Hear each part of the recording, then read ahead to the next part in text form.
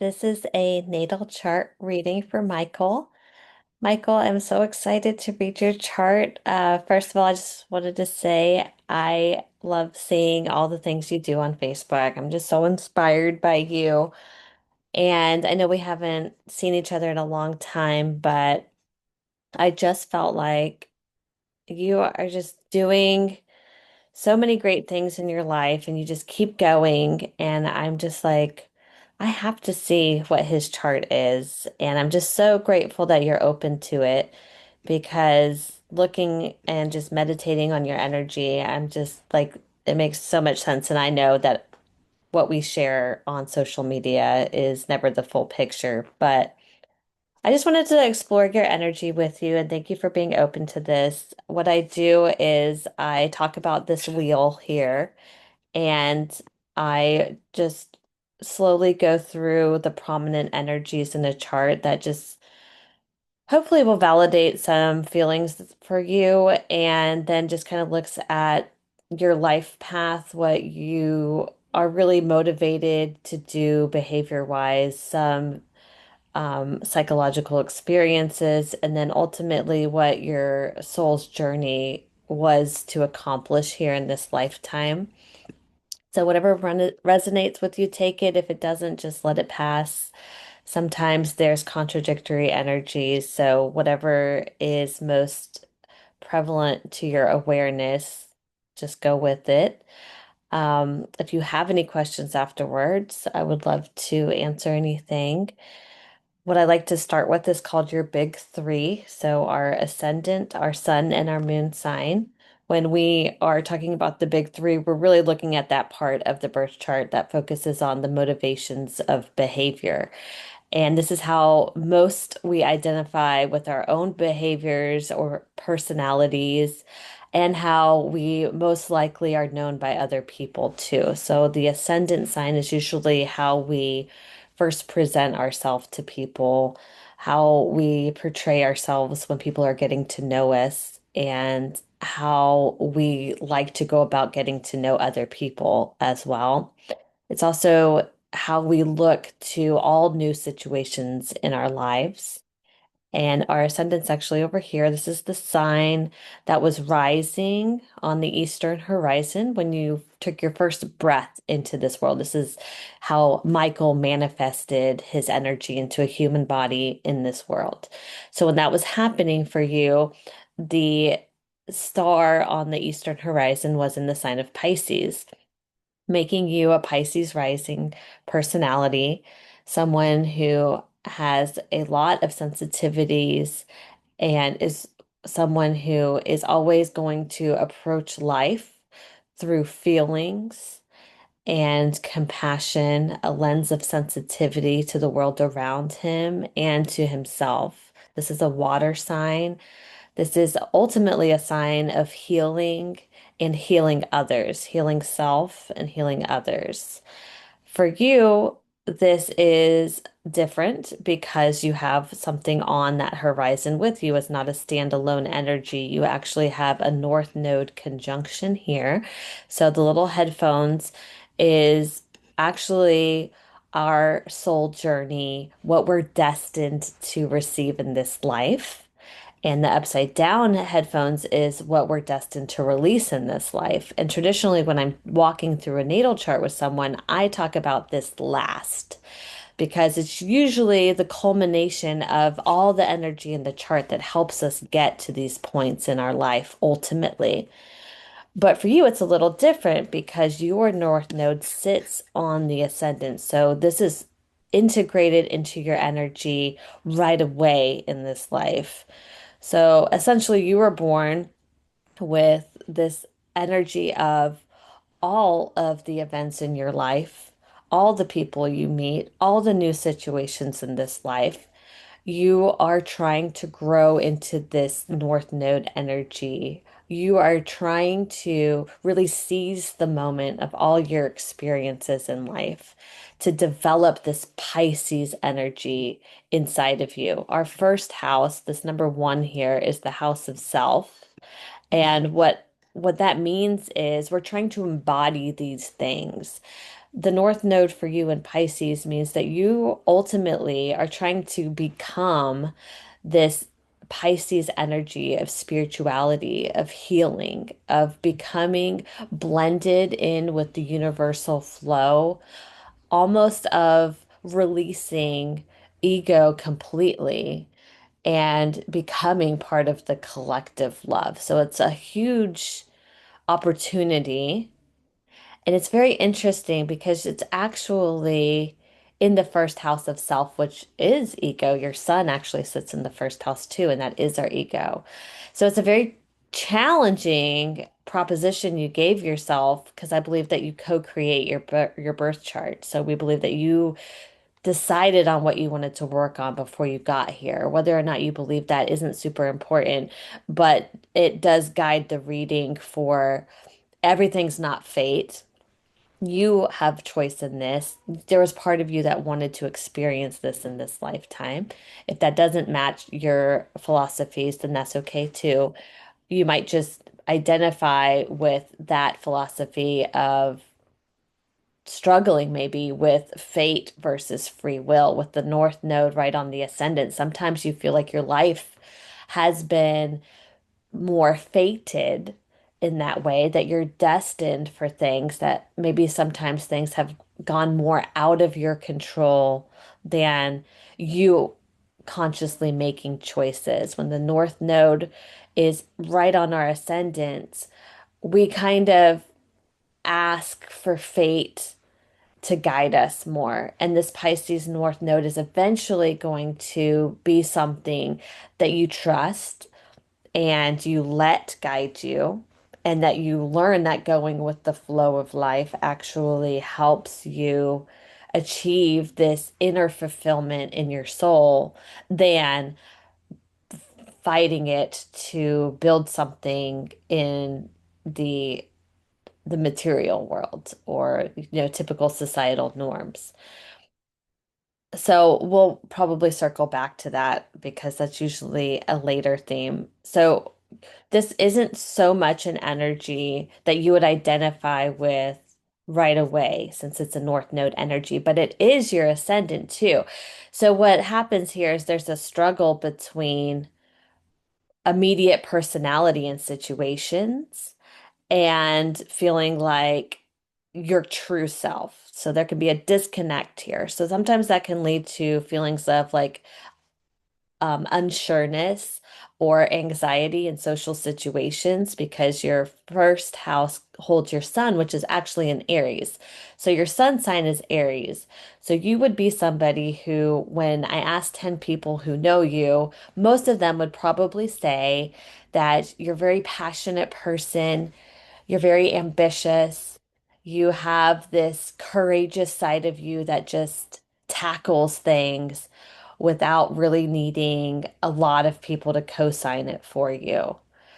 You're somebody, the sun is actually what we call exalted in Aries. So the sun loves being in Aries. This you have this childlike energy about you, this innocence about you, regardless of what has happened to you, this ability to start fresh, face the day head on, shake off whatever life has thrown at you, and really go for your dreams. This is a very strong energy in your chart. In the first house, you are here to really be somebody. You're working on being someone in this world, fighting for your right to have space in your own life, to take up space in this world and identify with yourself as much as you can authentically and live your truth. So it's a very it's fire. It's catching fire. It's inspiring other people. I already knew you were an Aries sun before I did your chart because I just remember that about everybody, their sun signs. But in the first house, this really is like palpable energy.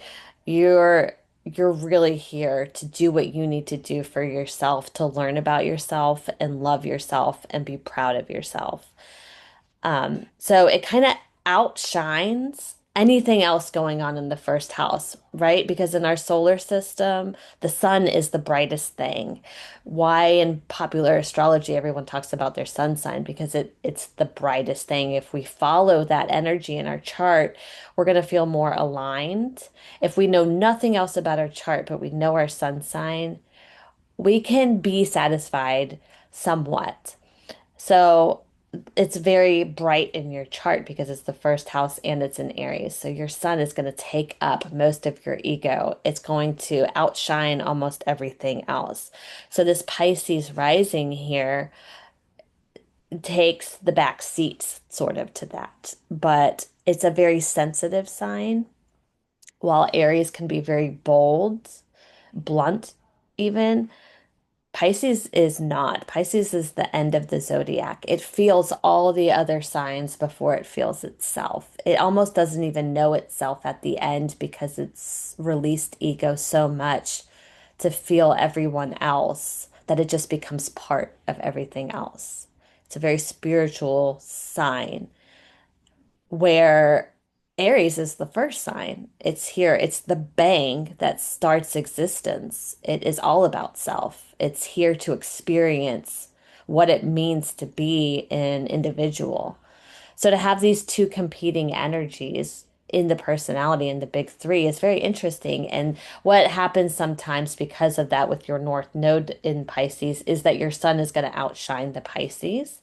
But it can lead to initial feelings of being disconnected when you first meet someone or start something new.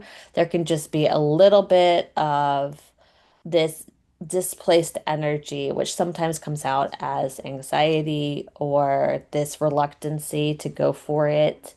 So, although the Aries sun is going to shake that off, that is the integrated energy there of feeling a little bit more sensitive to all the energy around you, where a typical Aries sun would just disregard all of the energy around and focus on energy of self. You actually initially take in all the energy around you first. So you would benefit from being in situations where you limit the amount of energies that always are around you because you have these like sensitivity feelers out. And the more competing energies, the more your own energy is just going to be spread out and busy and caught up in feeling everything else. So, best cases are when you are starting something new that you do it in a more private setting, one-on-one scenarios where you're limiting the amount of static that you have to lose it from your own ego because your ascendant is actually picking up on all the energy in the room. You can use this to your advantage, of course, too. It's almost like a sixth sense that you have. You get to feel other people out. So you're more likely to feel other people's true intentions. You can feel their emotional vibes. Is this a situation that is warm or is it cold? How do you then prepare yourself so you can use it as like a tool to help you have a one up on the room, but Pisces energy is usually that of the healer and the compassionate one. It's more likely for people to use your good energy than to replenish it. So there's this Pisces rising um, guidance that we work on our protective shield so that people aren't just taking all of our energy and then leaving you feel drained, restless, irritable, anxious before you even had a chance to put your shields up. So working on meditation is so good for that. Working on your mental boundaries, um, imagining that you're in a protective bubble spiritually, so you keep your good energy, and then you can really use that to your advantage for that Aries bright light sun that just shines everywhere, feeling less drained. So that was a long time on that. Let's move on to your moon sign. So the last of your big three is your moon sign, and you have a Taurus moon, which is also an exalted placement. So anytime there's an exalted placement, it means not only does the planet feel comfortable there, or luminary in this case, it feels excited to be there. It actually loves being there. It's like better than being comfortable. It's excited. It's happy. It's best case scenario. So now you have that twice in your big three, which is very beneficial to your personality, but more deeper than that with the moon is this is our emotional security. This is how we feel inside this vessel that is our body. This is deep down. Are we comfortable with ourselves? Are we stable? Are we feeling peaceful within? Or are we feeling discontent? Well, with the Taurus moon, you're a lot more likely to have this peaceful inner being with yourself. The the moon in Taurus is one that brings stability to your life, gives you a foundation of self.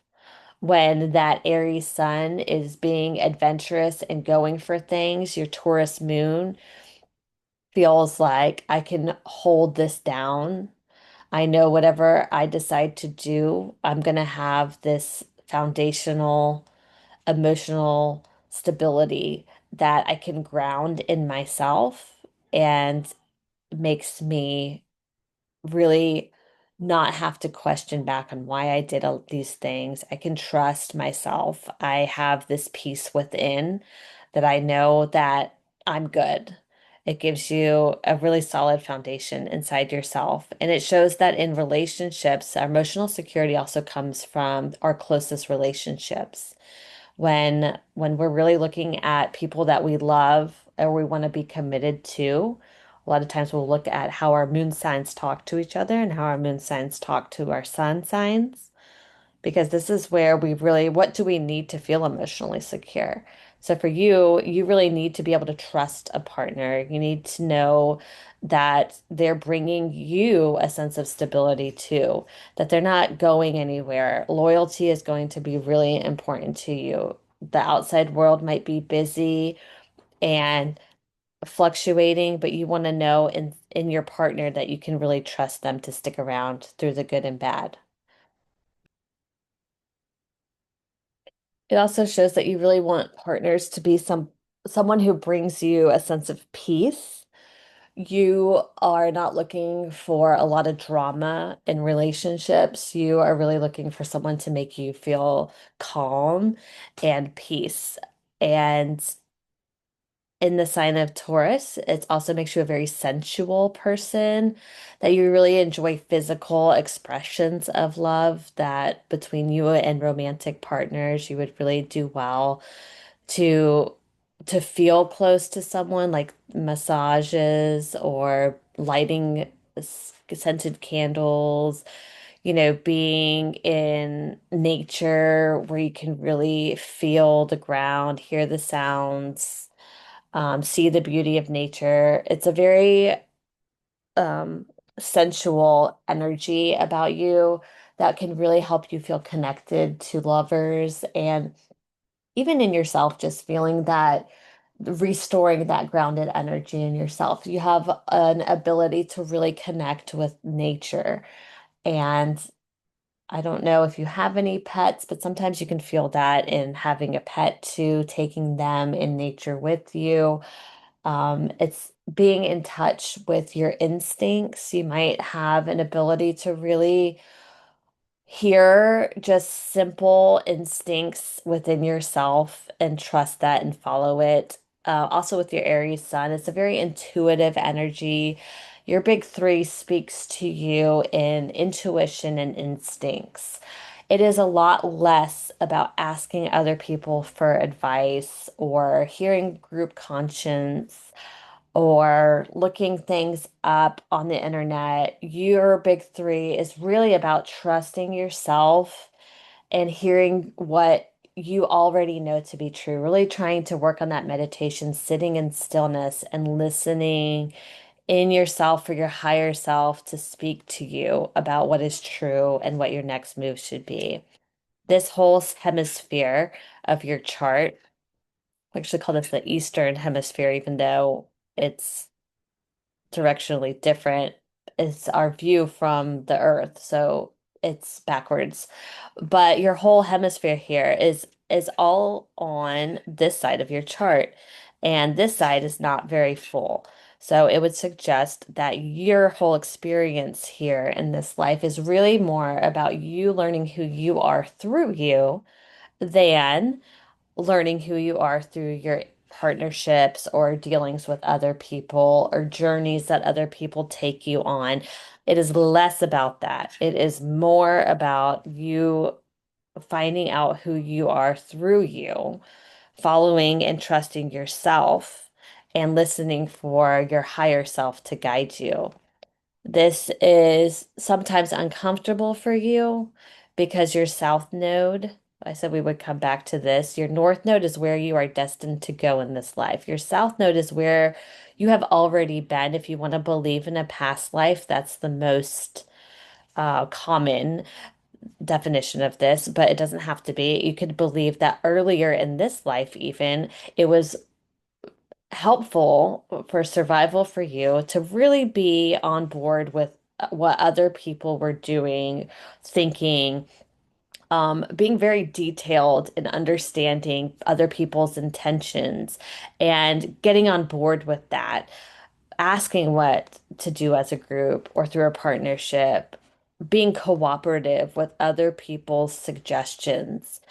And it becomes something that you were able to use to either get ahead in this world or somehow feel more secure. Virgo's the earth sign, and anytime our south node is in the earth sign, it usually makes us by default have a more practical mind because it was helpful for us to be organized, pay attention to what's going on around us, try to get some type of security in our lives. And it can make you someone who's detail oriented, practical, interested in material things and finding some type of monetary security in your life. You're good at that. If you have a job where you have to be very detail oriented, that's great. Our South Node is what we are already good at. That is your gift. You can bring organization to a chaotic area. This and your Chiron in the fourth house makes me think that childhood might have been chaotic for you. And it was a survival skill for you to be aware constantly of what's going on and try to make something out of chaos in your life. And as an adult, you become still good at that. You learn that early on. You can make organization out of chaos. People might lean on you for that. This is your partnership house. People might be attracted to you for that. If the world is crazy, um, Michael can make it make sense, or he can make us still have a plan that we're still checking things off and we're still trying to get things done, that we don't have to just get lost in the chaos. Like we still have goals here, we still have work to be done. Let's get focused, let's get back on track. And and that is a strength. But your North Node is saying eventually you're going to release that. You're going to be less concerned about fixing people, bringing order to chaos, less focused on the material world in general. And ultimately, you're going to be more interested in your spiritual growth and development of yourself and less interested in partnerships in general. Not that it's a loner position, but it's less focused on sharing your energy and fixing other people in one-on-one situations and more about using all that you have learned spiritually to heal yourself and to identify with the spiritual path in your own life. So this is the North Node, so it comes not right away in life, but it is something to know because it brings peace to situations that are out of your control. Because to me, it makes me feel like it's all to guide you to spiritual growth. And sometimes people who have had it really easy in life, they don't get the opportunity to really look inward or think about spirituality because they just kind of just go on to the next thing and there's no hiccups.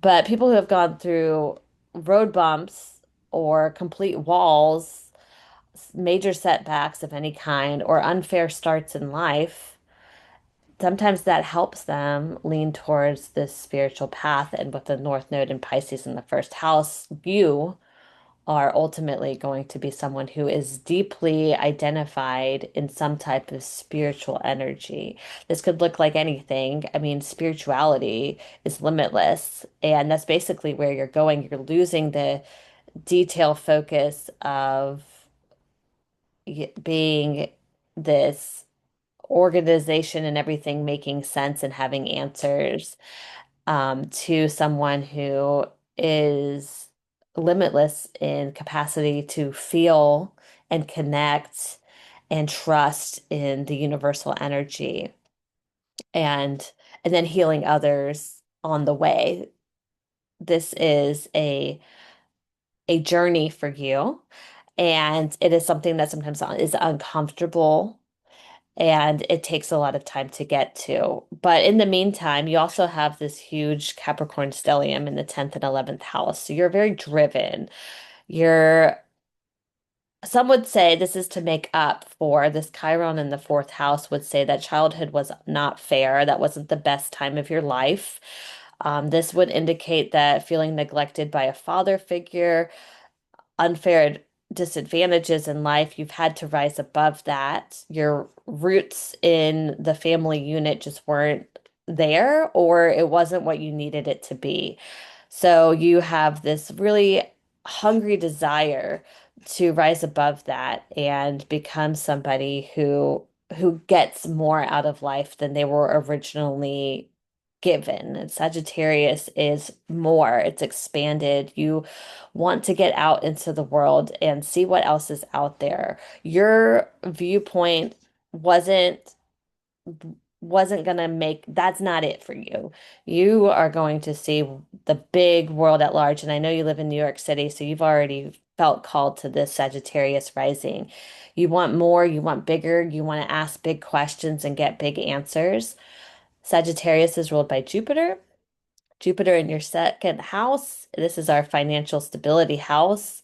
So this would mean you, by doing that, by being adventurous and seeking the bigger meaning of life, you actually do get blessed with monetary things in life. If you're already doing that, that's awesome. You are very motivated. You are very driven. Capricorn is the worker to get to be the boss. This is boss energy in the house of career. So, whatever your career path is going to be, you are capable, you are going to be competent. Capricorn is ruled by Saturn, which means that these things come later in life, but you could bet that whatever foundations you're building, you are on going to be somebody that by the time it's all said and done, you are going to have the reputation of being some type of authority over your career.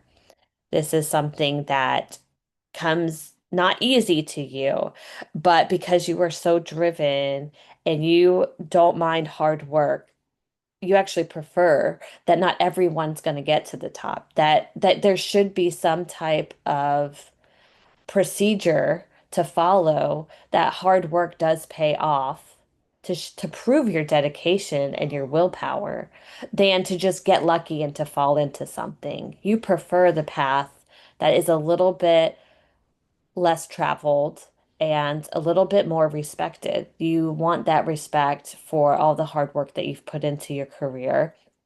And you will get that because Capricorn doesn't stop until they've reached the top. So, whatever that looks like to you, that is what is going to happen. This would also suggest that you would do well in positions of authority, either getting your own thing off the ground where you're not answering to other people, or being the authority of whatever institution you work for. Sagittarius in the MC, you would do well to be a teacher of something one day. If you've gone to higher education, you might find that you like being some type of mentor to other people. Capricorn is the boss, Sagittarius is the teacher. So you could find yourself being drawn to helping other people along the path to whatever career it is that you succeed in.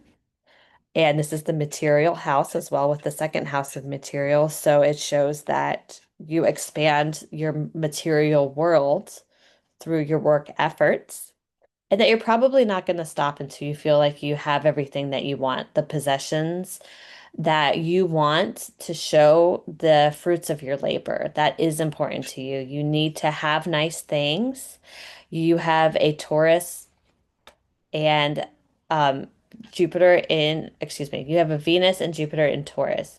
You have good taste. You like nice things. You don't want cheap and easy. You want valuable and valued. You want to know that you did it. You did this for yourself. The second house is what you do for yourself. You are not trying to get things for nothing, and you're not trying to just get things from other people. You are trying to prove to yourself that you are worth it and you are capable, and everything that you have in life is because you worked hard for it.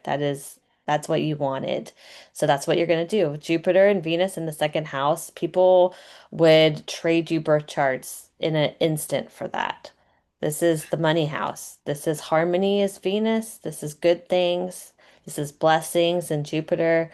You are blessed with good financial security through your own efforts. Taurus is what we have from our own doing. So the harder you work, the more you get in life. So I think that just fuels this Capricorn fire. You've learned that you can count on yourself. This would suggest you couldn't really count on other people. You maybe have been in power struggles with other people, people that you thought you were close to taking advantage of you or trying to control you or hurt you. But when you count on you, you can do it. You can rise to the top. And with an Aries sun, nothing is going to stop you. With this last planet here, so I'll talk about Mercury in Pisces. Would suggest that sometimes communication is not always easy for you. Sometimes talking to people can be a source of becoming emotional for you, and you don't feel like you have the best direct language with people. This would be a suggestion to spend time with yourself. I know I've said meditating a few times, journaling, something to really give your inner voice a chance to come out under less pressure to perform. A Pisces Mercury in the 12th house likes privacy to really feel like it can communicate. And it says that there's a side of you that you prefer to be private. Maybe you don't want everyone to know what you're thinking about all the time. You need a different release than a general audience for your thoughts and ideas. You would do well to create a private area that's a safe space for you to really just like freely share your thoughts with others, maybe people close, or maybe just yourself.